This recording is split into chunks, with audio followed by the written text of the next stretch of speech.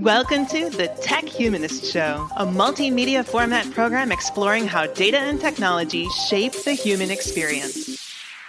I'm your host, Kate O'Neill. If we think about these as tools for imagination, we're at least understanding their limitations, right? And so jumping off from it's only as good as the prompt that I engineer, it's only as good as my kind of framing and kind of laying up of the set of things that I'm looking for or asking for. You have to know what you're looking for. And that's also a very intuitive, human, creative endeavor. Sara M. Watson is a technology critic and industry analyst. She is co-founder, lead curator, and editorial director of A People's History of Tech. She has been a fellow at the Berkman Klein Center for Internet and Society at Harvard University, where her work on personal data and privacy raised awareness of data's role in the digital economy. She was recently appointed as a Siegel Research Fellow with All Tech is Human, where she provided strategic growth and community data management support to map the growing responsible technology ecosystem. As a fellow at the Toe Center for Digital Journalism at Columbia University, her research on the media's evolving coverage of technology advocated for more constructive technology criticism. Sara has also covered emerging tech trends for enterprise technology leaders as a principal industry analyst at Forrester, Insider Intelligence, and the Gartner Research Board. Her writing appears in The Atlantic, Wired, The Washington Post, Slate, Motherboard, and other publications, and her work has been covered in the Financial Times and The New Yorker. She presents at technology conferences around the globe. She holds an MSc in the Social Science of the Internet with distinction from the Oxford Internet Institute and graduated from Harvard College magna cum laude with a joint degree in English and American Literature and Film Studies. She spent much of the last decade living in Singapore and China and now splits her time between New York City and Mid-Coast Maine. This conversation was recorded several months ago, but I think you'll find the discussion just as relevant today. Enjoy. I'll just jump right in with asking, hey, let's talk about your recent article on VR aftercare. How did that go? What was in that article and how was the response? Sure. So I was super excited to write this piece because a friend of mine is actually the editor at The Verge who was looking for all these pieces on future interfaces. And really just the idea that the brief was as broad and open as talking about interfaces, but also the kind of importance of interfaces in our lives and for how we relate to technology. And that's really how wide open the discussion was. And so I was super excited because I had this kind of awful experience with VR recently. And I was like already, ruminating about how do we fix this? Like I had this terrible nausea experience just in the setup of the MetaQuest Pro. And, I'm sitting there trying to get my avatar set up and choosing my outfit and was like, well, what do I want to look like in the metaverse? All that stuff. And then, come to actually setting up my spatial awareness in my small Manhattan apartment. I was in the guardian mode of setting up where the floor is in your space, right? So that you don't, trip over your coffee table, right? So, and there's a limited amount of floor space behind me, and that's kind of what I'm working with. And I had put down the hand controllers on the edge of the bed because the Quest Pro asks you to adjust it all the time, basically, because it's trying to make sure that you don't have issues with, your vision going blurry or, focusing being an issue. And so I had put the controllers down and went to go pick them back up.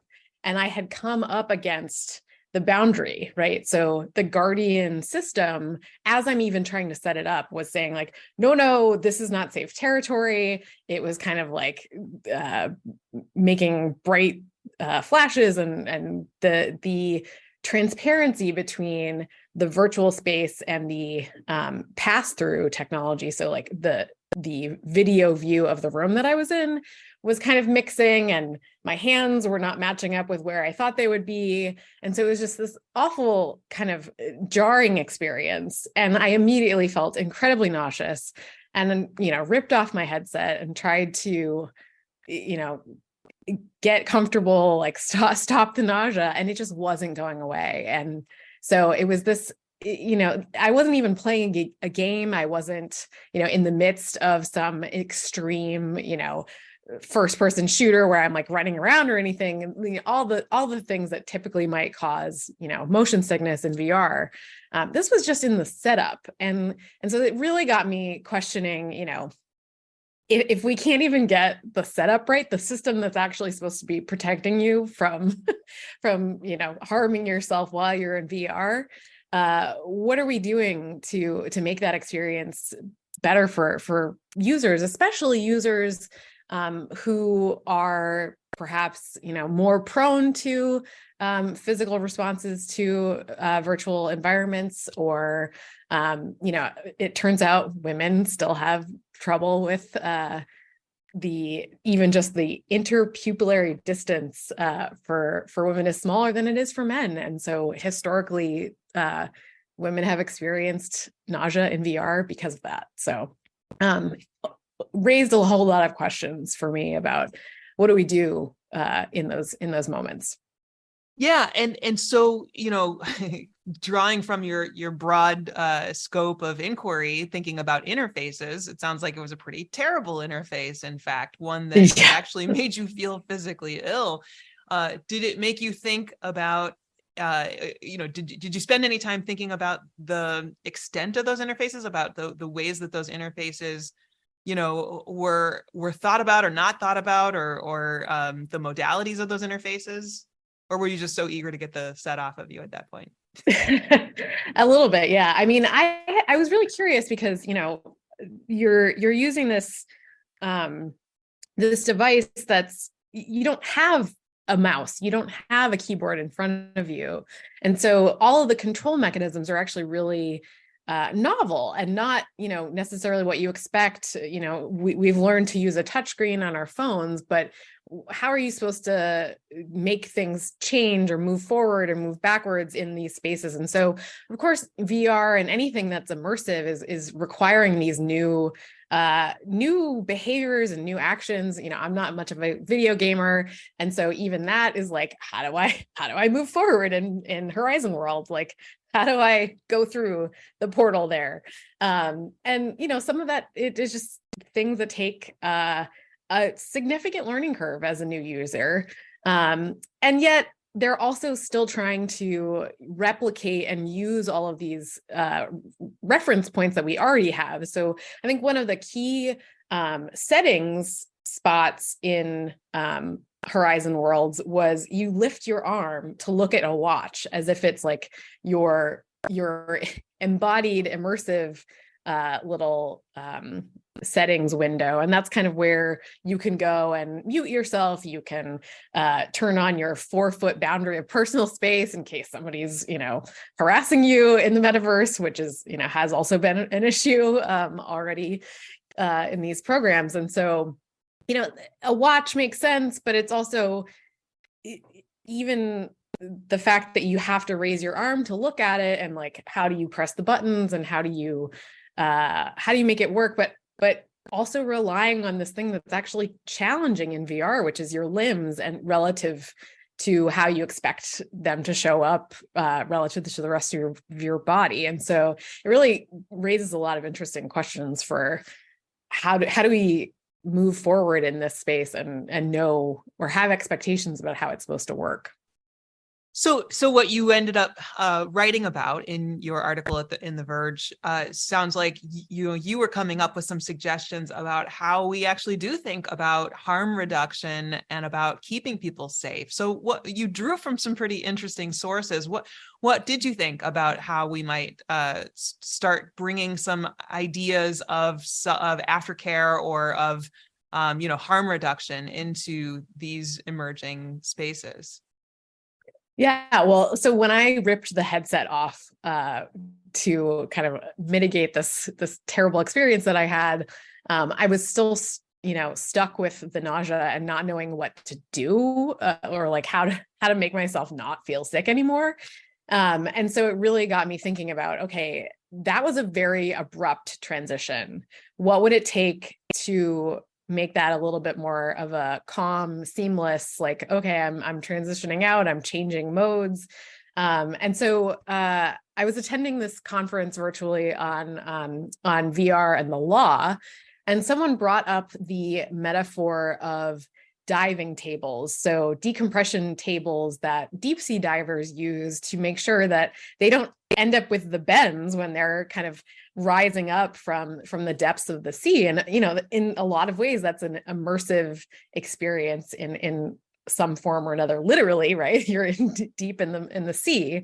But it's also immersive in the sense that it's, changing your body chemistry, changing, how nitrogen is absorbed by your muscles and things like that. So decompression tables are very much designed to help you transition and acknowledge that the deeper you go, the more time it takes to kind of resurface and make sure that your body kind of reacclimates itself, right?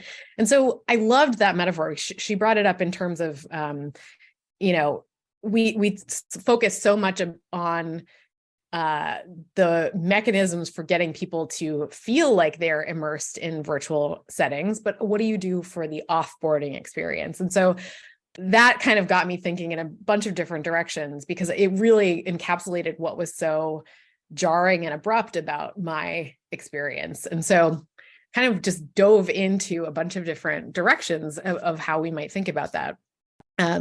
Like many folks, I've read Michael Pollan's book recently on kind of psychedelics and the importance of set and setting to talk about, are you in a safe place? Are you feeling comfortable? And so much of the VR setup experience was like, make sure you're not going to trip over things. As you are literally kind of blindfolded in this, hallucinogenic state in the virtual experience, what does it take to make sure that you feel safe, right? And so I really liked that metaphor for talking through, like, okay, what would it look like for VR to have some of those features of, the trip sitter who's making sure you're not going to have a bad trip and who's still in the room with you to make sure that you're safe? Or, what's the mantra to make sure that you're kind of grounding yourself and reminding yourself when you start to have a bad feeling, like, this is temporary, this is, I'm in VR, like, what would that look like for that to be integrated into the virtual experience? And then another metaphor that came forward was looking at the BDSM community and looking at, the aftercare for, again, very immersive, intense experiences, DOMs and subs and all of that. But trying to mitigate for the kind of either kind of emotional letdown that comes after a very intense, intimate experience, but also thinking about the consent models of BDSM engagement, right? Like, there is so much predetermined discussion about, like, what's your limit, what are you looking for, so much just like discussion and negotiation that goes on. And so it's a really interesting way of talking through, what are your expectations for this experience, where is your limits? So what's the safe word for VR, right? Like, if I'm having that bad experience and I just get to shout out a weird word like pineapple and get taken, into a safe zone of like calming, not flashing colors, but maybe like more calming colors and spa music, right? Like, what would that look like for that trigger for the transition? And so I really enjoyed kind of thinking through what can these metaphors tell us about how you might design these interfaces differently, knowing that. Well, and I think it's so interesting too. I mean, all of those are interesting metaphors and fields to borrow concepts from. But I think it's so interesting that several of the ideas you ran up against were had to do with that juxtaposition of physical and digital, right? Of the virtual world that you're seeking to inhabit, all while you're inhabiting this very real physical world and the proximity around you, and how to sort of interpolate that in your body and in your mind. And so I wonder if it was that something that carried on as you thought further, beyond the scope of this article and the aftercare. Have you been thinking about, anything relating to, new ways that we need to be thinking of the design of these spaces, of the interfaces to these spaces?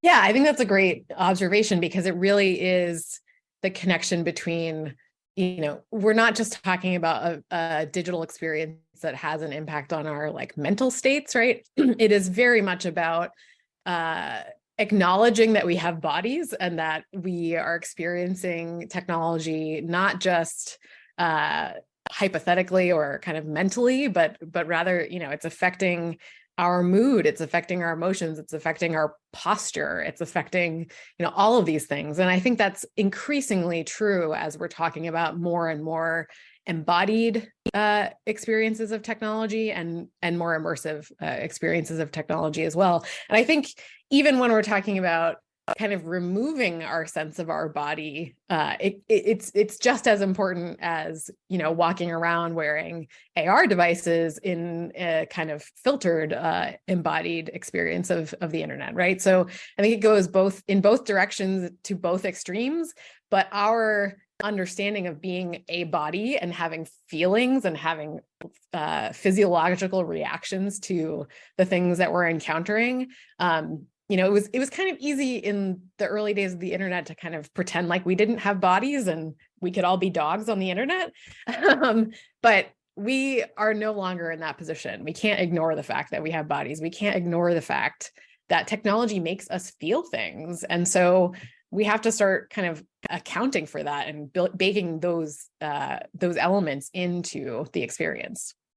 Well, and especially it's such a great segue because especially as we get farther into the generative AI landscape and start thinking about what it actually means to create meaning, and as many articles as I've been saying for years, and as many articles have been pointing out over the last few weeks during this hype around generative AI, the way we understand meaning is an embodied understanding of meaning. And so, to try to look at the way large language models are generating text or, visuals or whatever, it's a very different thing. So I wonder, as you think about that, how it goes both ways with this embodied understanding of the world around us, and also as we think about embodiment as it relates to meaning and so on, how are you thinking about large language models and generative AI right now? And how are you thinking about the way that we can make sense of what we're interacting with as we're getting, more familiar with these tools and platforms? I mean, it's a perfect reminder of where my interest in metaphors for technology comes from, right? It's, I've done some reading on, the theory behind metaphors, and it really has to do with, everything about our language is metaphorical, right? Like the idea that up is good and down is bad has to do with the fact that when we're upright, we're fine and we're healthy. And when we're down, you could be dying, right? And so that's how deep our metaphorical kind of language works in our brains. But that kind of thinking, that second order, third order kind of meaning making creation is not really how large language models understand language, right? From the training data sets that they've kind of developed from is really just about, frequencies, right? And likelihood of this being the next word in this kind of string of words. And so, I think, frankly, one of the things that makes me so excited about this moment is that in thinking about what the AI is capable of, we're also reminding ourselves of what we are capable of. And there's so much opportunity for us to be kind of pushing these boundaries. I think one of the things I loved about writing this piece for The Verge was that I was pushing the envelope on what metaphors made sense for kind of describing this this interface interaction. And that's the type of thing you cannot write with ChatGPT, right? Like they're not going to come up with BDSM as the metaphor to explain this transition moment in VR, right? And so there's, I mean, not to like pat myself on the back for coming up with this metaphor, but I think there is a lot to be said for, well, what is it to think critically in terms of our capabilities as humans and using these tools as partners for thought, right? And, I love Diana Kimball, who is a VC, wrote a piece early on, kind of a little bit before the hype cycle kind of took off. But it was in that moment where the image generativity was really exciting and compelling. And, people started doing the Lensa, face app portraiture. And she was talking about AI and generative AI as being a tool for thinking and a tool for imagination. And I still really like that framing, because it's not, if we think about these as tools for imagination, we're at least understanding their limitations, right? And so jumping off from, it's only as good as the prompt that I engineer. It's only as good as my kind of framing and kind of laying up of the set of things that I'm looking for or asking for. You have to know what you're looking for. And that's also a very intuitive, human kind of creative endeavor. And so that's kind of really where the limitations or the kind of capabilities match up really coexist. And so I think there's just going to be so much exciting strangeness and weirdness and kind of I don't know, just like strange mashups that we will get out of this. And you already saw that with like people building, generative AI, like here, come up with the Mar-a-Lago Lego set of like the the Trump searching of the FBI searching of Mar-a-Lago. And it's like, who, a Lego set, really? Like, but somebody just came up with that as the search terms, right? Or the kind of prompt. And so I think there's just so much to be said for focusing on that creativity window. Yeah. No, that was a little rambling. No. It was great. You said the most awesome quote that I'm sure is going to be such a great lead off of that. What we're capable of. Love that. I wanted to ask too, while we're talking about large language models, have you given a lot of thought to implications for privacy and data protection around LLMs? And what do you have to think about that? Yeah, I mean, I think it's so difficult because, when we're talking about the starting point, which is the training data sets, it's like, did any of us ever imagine that this was the data, the big data that we were putting out in the world? I think back in 2007, when, I was starting to write about big data as an analyst, it was abstractly a possibility, but like now we see what the output really is of using big data to its full extent, right? And so, like, I think we're only just scratching the surface for what our privacy concerns are in that kind of context. I'm also super curious about all of the concerns about, the infinite loop of feedback and kind of improvements of the models, and, all of these stories about corporate entities kind of putting things into the model and not knowing where it's going to come out, right? And, I think that's going to be a huge question going forward for the security folks and organizations. You can't just copy and paste classified information and throw it into ChatGPT and not worry about it, right? So I think that really is opening up a huge can of worms for large corporations, for consumers, for anyone using these devices. But in the best possible use case, we're training these things to speak like us, right? And so what does it mean to kind of hand over my corpus of emails or my journal entries or whatever else is that I want to use to train these models to, best represent me, how do I feel about that? What's my relationship to that? And what's the corporate ownership structure of that? And, what's the transactional nature, but also what's the kind of, that's my brain. Like, that's my IP. That's my writing as somebody who cares deeply about my own writing. I'm so curious where we're going to end up with that interaction between the trusted entity of my voice and the system that just goes out and speaks on my behalf. So you just said a money word there with trusted entity, because that seems like a really great pivot to, the last few years of the Edelman Trust Barometer pointing out that corporations enjoy the highest public trust out of all the types of entities that they survey or that they study.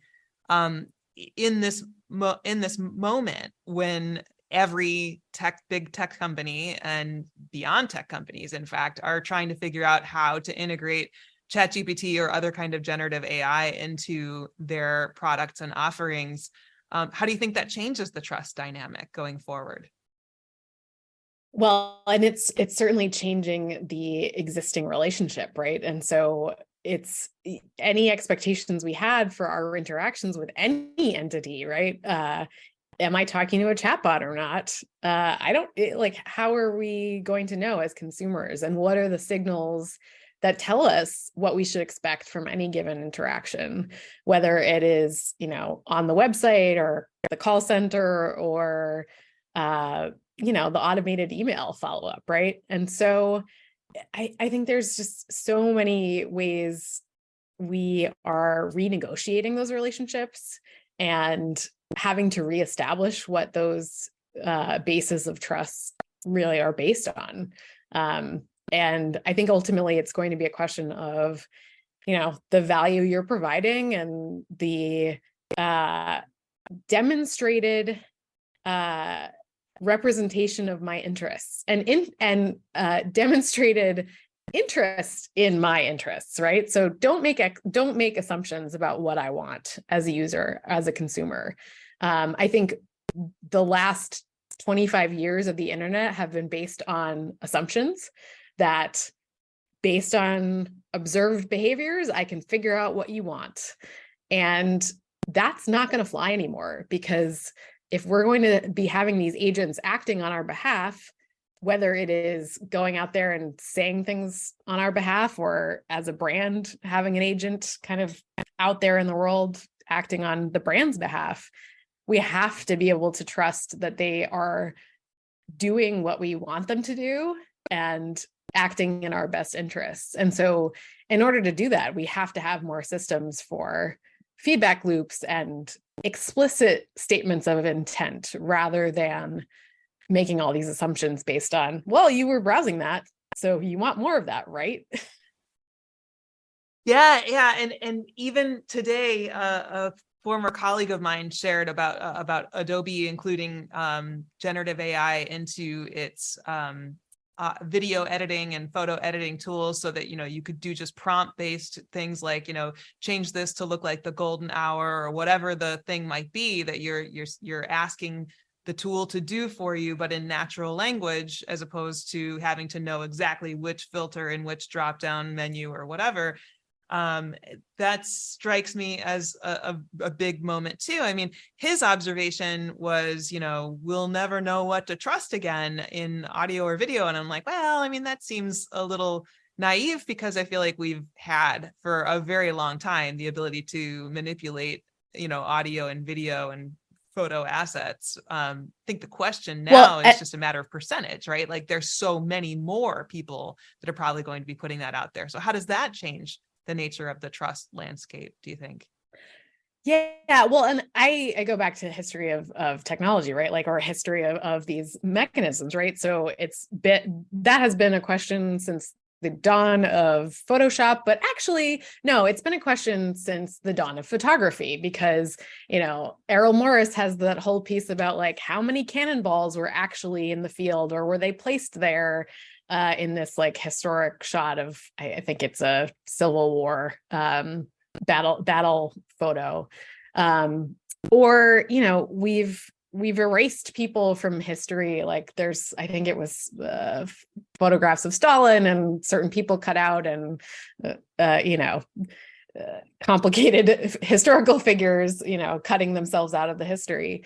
And so that was all long before any kind of digital overlay on any of this, right? But it's always been a question of, digital literacy and or just media literacy, right? Like, how do I know what I'm looking at? How do I know how to place this in context?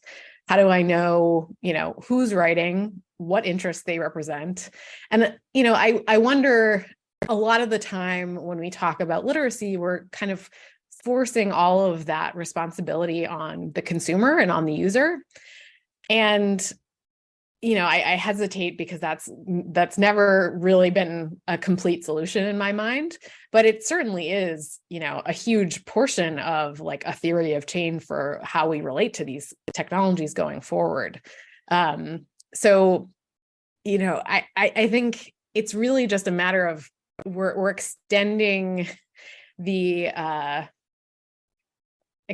dial for how far, we're capable of taking this kind of manipulation or the generative kind of wholesale creation.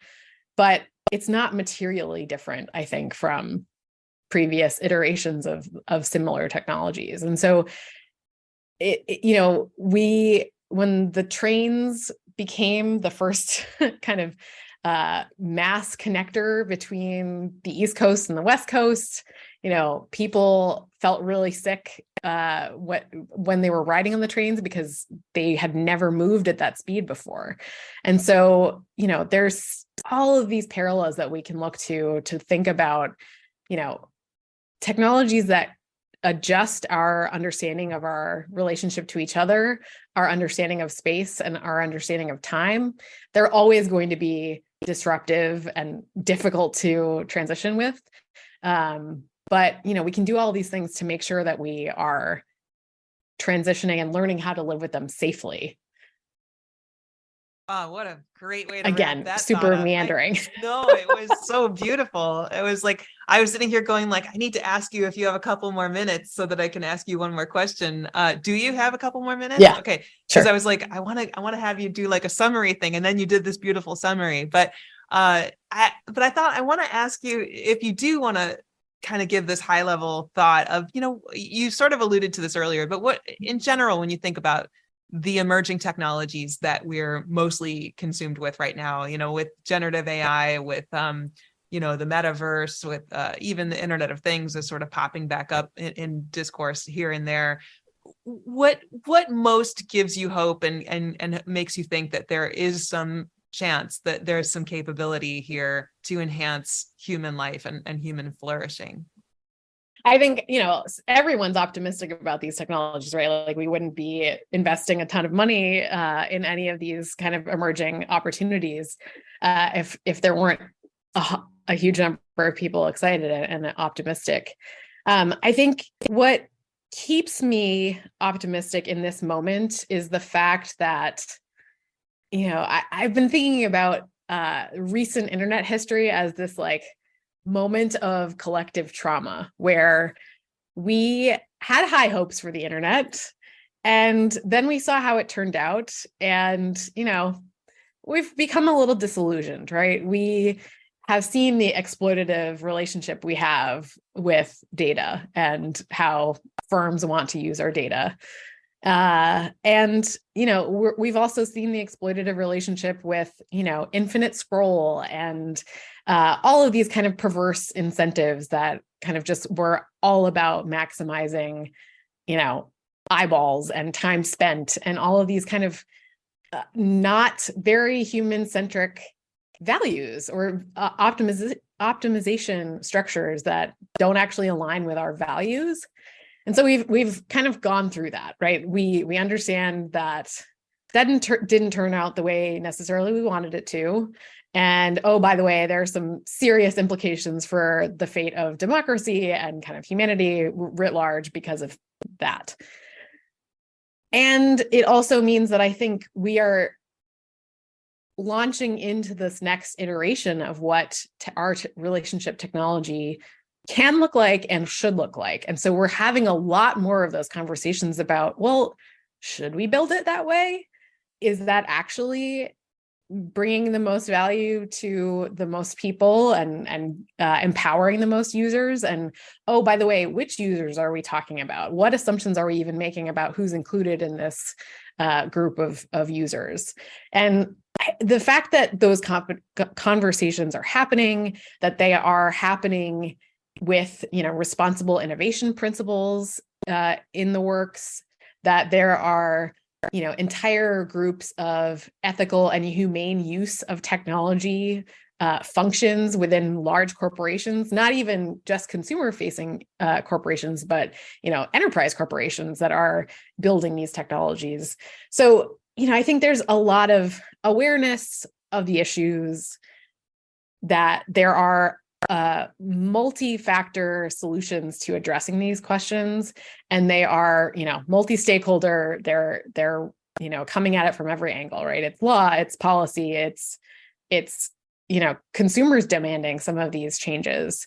And I think we've started to see that, especially in forthcoming generations of users. I think there's a little bit of jadedness about, well, these are the terms, and this is the exposure that we have, and this is what it means to spend time on TikTok, and that's just part of the deal. But I also see that there's a lot of, a sense of agency, a sense of desire for change. I think among younger users, their concerns are a lot more focused on climate as well, but these issues are all kind of part of this larger systemic understanding of what is our relationship going forward with capital, with any of these kind of large forces that seem, I think, historically taken for granted. And I think they're more up for grabs than they ever have been. So well said. So true. Oh my gosh. You said so many brilliant things in this, just like your remit was to say brilliant things. So I so appreciate that. Thank you for listening to the Tech Humanist Show. This episode was produced and edited by Thrive Loud Productions, with research by Ashley Robinson and Aaron Daughtry of Interrobang. You can find more information about the show's guests and links to their projects at thetechhumanist.com, where you can also find more episodes, or you can subscribe at Apple Podcasts, Spotify, or wherever you get your podcasts. Special thanks to all of our guests for lending their voices to help make the future a brighter place. I'm Kate O'Neill. You've been listening to the Tech Humanist Show from KO Insights.